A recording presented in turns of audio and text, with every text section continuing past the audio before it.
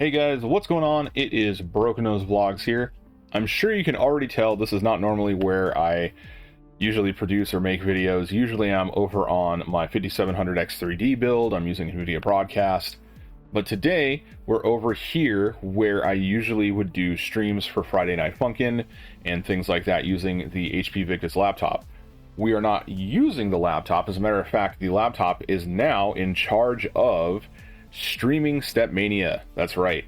The PC that I built, the 12400F RTX 4060, while it is a superb computer, does great 1080p performance, was able to handle playing Stepmania and streaming it.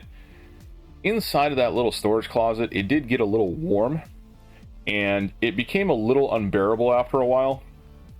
So I decided to experiment, and I did this on my last stream actually, where I took the entire PC out and I switched spots with the HP Victus laptop. So the HP is now running a 27-inch 1080p monitor and streaming Stepmania. And it turns out it does great. I'm not seeing any sort of massive quality loss. I may be seeing a little bit of dropped frames or encoder lag. I want to say though, some of it's definitely just the internet connection, because I know the built-in Wi-Fi card on that HP isn't great, but that gives me the opportunity to bring this PC out here and maybe use it for something a little bit more substantial. The 12400F 4060 build is a pretty capable PC, and I decided that maybe this would be my PC that I stream games on and do other things with, instead of it being the other way around. So that's what I'm doing with it currently. Now, as far as behind me, my sort of shelf of stuff up here has been rearranged. It looks a little bit cleaner. I even have some of the newer things like the Lian Li power supply box back there. I have that Wooger box from when I did the haptic gaming, and, you know, some neat stuff. If you look down here, this is a new thing. It used to be that. It was another copy of that where it was for my Stepmania channel. Depending on what I'm doing, that might change. So you'll see, like right now, it's Broken Nose Vlogs. If I end up streaming to YouTube, it might be my Broken Nose Gaming one. But I'm just kind of like tossing things in here and changing stuff up, making it looking a little bit nicer. There are some things that are still here, like that astromech that I got from Star Wars Galaxy Edge and stuff like that. But that's not really what I'm here for. Though, it is sort of related to having this neat little PC here now. I don't have the greatest peripherals. One of the biggest issues that I came across was I needed a microphone. The microphone that I was using was actually just hooked up to that Razer Black Shark headphone or the Razer Barracuda headset. But now I actually have my own microphone hooked up to it. Where did I get this? What is it? How much did it cost? Well, that's what we're here to talk about. So I'm going to talk about two things today. The microphone that was $80 that I got for less than 20, and then I also got a mechanical keyboard for $0. It is brand new. It is not any sort of like weird gimmick outside of I did get for free via points. So there's a little bit of work behind it, but still I got it for free. So let me talk about the microphone first. So originally I had two different microphones. My 5700X3D build has a HyperX Quadcast from the Kingston days, and then in another video I talked about how I picked up a $20 HyperX Duocast. Now that particular version was from the HP era, after HP had taken the branding for HyperX. That one's not as solidly built as the Quadcast. As a matter of fact, out of the box, the microphone shock ring was actually fractured. I actually had to super glue it back together. The other thing that I'm not a huge fan of is the fact that Quadcast, Duocast, whichever it is, they're really big. The Quadcast actually now sits on a boom arm. I'll show you a picture of that really quick. And I really just don't have the real estate for another sort of cast-shaped microphone here. So I went to Micro Center, where I always go and I just stick my nose in trying to find the cheapest stuff humanly possible. And what did I come across? I came across a brand I had never heard of before. It's called Saramonic. This is a Saramonic SR-MV2000. It's a cardioid microphone. It's just really small. I'll show a picture really quick of it just to show you guys, and then I'll show you really quick as well the web page. Now, it is no longer carried at my local Micro Center. I bought the floor model, the display model, and I wasn't really concerned about it being used because Micro Center doesn't have them hooked up to a computer so you can test them or anything like that. They just have them on display. So my little MV2000 was never used, but it didn't come with any cables, and it had a very large amount of sort of like mounting tape on the bottom of the base. It was also fairly dirty, which, I mean, yeah, that's going to be a thing. The thing has been touched by everyone, and that I will say that is probably the only like gross thing about buying a display model is you're getting something that everyone's kind of put their hands on. That being said, a very thorough wipe down with things like isopropyl alcohol, Simple Green, Lysol, all that sort of stuff definitely fixed that. It is nice and clean, doesn't even have any sort of sticky residue on it anymore. Looks great. From what I saw, this particular microphone had been price dropped at least 6 times. There were 6 different clearance labels on the anti-static bag that Micro Center gave me. It was originally $79.99 and I got it for $14.96. So I got a $80 microphone for about $17. Now, why do I say $17? Well, if you again look at the picture, you will notice that there are 2 sort of thumb screws that have like knobs on the side. Well, mine only came with 1. And being the OCD weirdo that I am, I could not have just 1. I needed to have 2 screws holding it into the stand bracket. So with a little bit of research and a quick run to Home Depot, I found some M4 screws that I think were pitched at 0.7, and now my microphone is held in on the left and right, and it shouldn't be going anywhere. This particular microphone, from what I've read, actually has some pretty good reviews. First and foremost, it requires no software, which is always a big hit with me. I am not a huge fan of having, extraneous software if I don't need it. More on that later. And it also has a little status indicator on the front. So when I'm talking into it, it will have a sort of like reception or like a meter kind of built into it, and it's green, so the bigger it goes or the more solid it gets, the more pickup it has. And then the indicator light also works if you mute it. Now, this doesn't have tap to mute like the HyperX microphones do. It has a button on the back. It's a gain button. There's 2 knobs on the back, actually. I'm sorry, let me rephrase this. These are knobs that also work as buttons. So there's one that I think you can change. You can plug a headphone into the microphone so you can monitor yourself, so you can adjust which way it goes or how loud it is. And then there's a gain knob on the bottom. If you click the gain knob, it also turns into a mute. So it's pretty cool. For $17, I think this is a great pickup. My biggest reason why I got this was the size.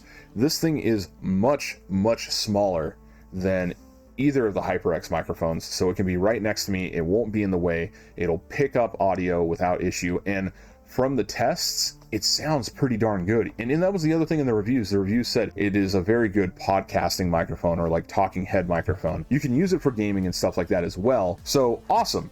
$15 plus $2, so $17. It was $2 for 4 sets of those M4 screws, and I could only buy them in a 4-pack, so is what it is. But still, I got an $80 microphone for $17, and I gotta tell you, I think that's pretty awesome. But that was my first score, and I really need to stop going to Micro Center and looking at stuff that I may or may not need. But I'm really happy with this. It looks like it had been discontinued for some time because, like I said, the website at Micro Center now says it is no longer carried at Micro Center anywhere across the nation, I'm assuming, and this may literally be the very last one that Micro Center had. But what is the other thing that I got? So originally that's what this video was going to be about, period. And we're going to talk about that now. So behind me, there is a box, this one right here. It is an Asus ROG Gladius, or Gladius, I don't know how to say it, 3-core. This is a $60 mouse normally. I got it for $10 at Micro Center. It was another one of these really weird sales where they just bumped it all the way down. They sold out of their inventory, got a restock. They still have the restock, but it has gone from $10 up to $30, so it's only about half off now. And I needed a keyboard. At the time, I didn't have a replacement keyboard for this particular setup. I ended up getting a Red Dragon Shiva, which is a nice full-size keyboard. It's membrane, and it has a built-in wrist rest. It's very similar to a Razer Ornata. The only thing is it's pretty big, and it also has 6 dedicated macro keys on the side. And personally, I'm not a huge fan of macro keys. Also, this one required software. It ran into the same exact problem that we had with the other Red Dragon keyboard and mouse combo that I had. It just didn't want to install. It didn't want to play well with my computer, so I've just been using it in standalone mode. I do like it has like function keys up on the top so you can do mutes and things like that, but it is fairly big. I wanted to replace it, but I didn't want to spend any money. Like, I got this one. This one's open box from Micro Center. I got it for like 20 bucks. It was normally like $36 or something like that, so I got it at a discount. Well, in steps Red Dragon again. I had some points because I have obviously purchased some things from Red Dragon. I have the Windseeker laptop cooler. I have I want to say it's I think it's called the Artemis, but it's basically just a recolored Gallatin Pro keyboard. And then I had a couple of these other keyboards. And it sent me an email and it was like, hey, your points are going to expire. And I was like, what? I had forgotten that some time ago, I had joined up for the Red Dragon's rewards program. And I had a couple hundred points in there. It wasn't anything spectacular. I looked at the coupons and I could get, some silly things like a keychain or whatever, a coaster, or I could get a coupon. And the coupon was for I think it was basically half off one of their mechanical keyboards. So it brought it from like $50 down to $20. I'm like, okay, that's not bad. I scrolled down a little bit, and then there was these other links that had these opportunities that said, hey, if you click this link, we're going to give you extra points. So I was kind of interested and curious about it, so I clicked on a few of them, and suddenly I had 700 points. This changes the game a little bit. Actually, to be exact, I had 716 points. But this changes the game a little bit. So I looked through the inventory now of things that I qualified for, and suddenly I was able to get one of 3 keyboards for free. They were 60%ers, of course, but I could get the Red Dragon, I think it was called the Dragon Guard. No, Iron Guard. Nope, now I'm going to stop the video entirely and look, hold on a second. Sorry, I was right. Red Dragon Iron Guard. It was a 60% wired keyboard. I could also get a K617 Fizz, which I've actually seen those in person. They're not terrible keyboards. It's another 60% wired keyboard. Or I could get another K617 Fizz, but this one, for some reason, instead of being 650 points, was 700 points, and I was really confused as to why. And then I clicked on it, and this particular K17 Fizz was $60 versus the $35 or $36 that the other ones were. So I was really, really confused, and I'm like, well, I think I'm going to get the most expensive thing I can get for free, which was the Fizz that was $59.99. And lo and behold, here it is. Now, when I took a look at this, I noticed something, and I don't know if our camera will pick it up all that well, but it is a magnetic switch keyboard. It has an 8,000 polling rate as well, 8,000 hertz polling rate. So this isn't just a regular mechanical keyboard. This is a magnetic Hall effect sensor keyboard that is $60. It's a 60% version, which, don't get me wrong, 60% keyboards are not my favorite because I do like my number pad for certain situations. When I play Star Wars: The Old Republic, I do like having a number pad because I have all of my binds associated with it. Outside of that, I'm not really missing a whole lot, but I would like in this situation to probably have a 60%er because it'll free up a lot of real estate on the top here. And I got this for $60. And it was, for me, $0 because I had a coupon for it. And it's really interesting because I actually, once I found out what I was able to purchase, I looked, and there are a total of 3 different Hall effect magnetic fizzes out there. There's one that has a strap, there's one that is jet black, and then there's this one which has this kind of like two-tone gradient where it goes from like kind of light gray to black. The other 2 were less expensive. The strap was like $36.99. The jet black one was $43.99, and then this one was $59.99. And I was actually really confused as to why MSI was giving me the most expensive one for free.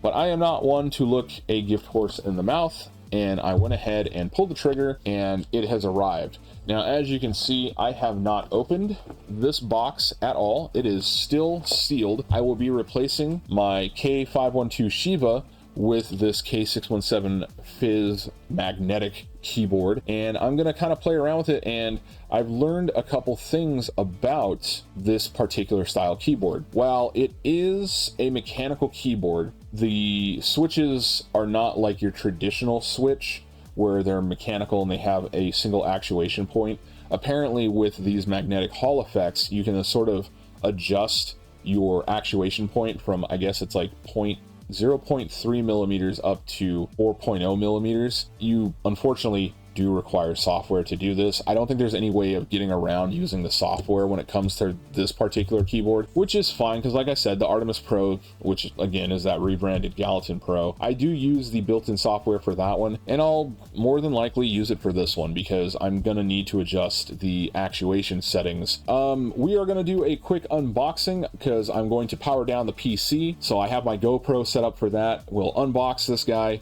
we'll hook it up, and then we'll do some tests on it, and we'll go from there. So let's go ahead and we'll crack this box open and see what's inside. Alright, PC is powered off. I apologize for the awkward angle. I don't have enough room to actually go all the way to the back so we can go straight down. This is as close as I can get. But we will go ahead and we will crack this keyboard box right open. Here it is, our magnetic switch RGB mechanical keyboard. So let's go ahead and just take a look here. There we go. We'll do that to the other side as well. Let's see. Alright. Also, by the way, there is the microphone, if it's on screen or not, but you can see the screws that I installed there as well for that particular modification. Let's go ahead, we'll open this guy up, and inside of the box we have another box. Alright. Let's take a look here. Open from here. Alright, I will do so. Oh, okay. Getting a little fancy. And here is our keyboard, it looks like. Got one more.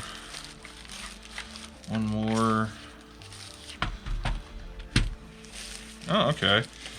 We get ourselves some stickers. That comes with basically every keyboard that I've ever gotten from them.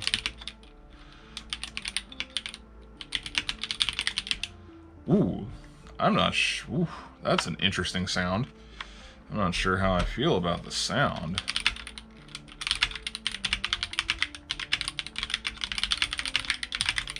Very hollow, kind of clacky.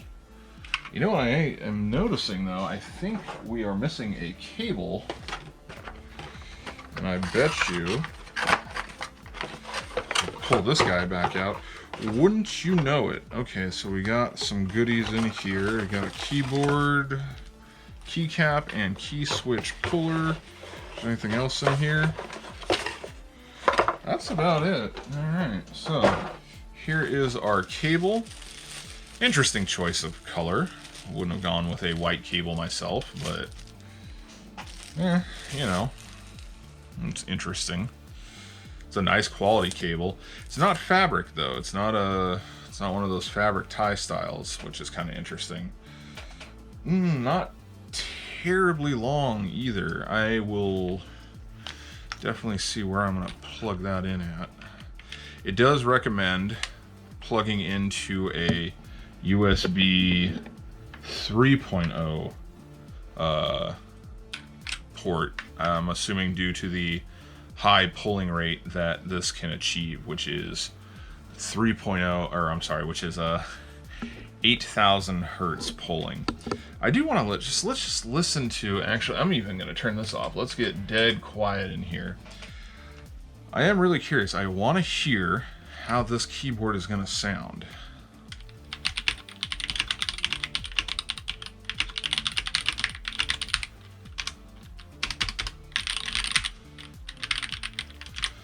So it's interesting.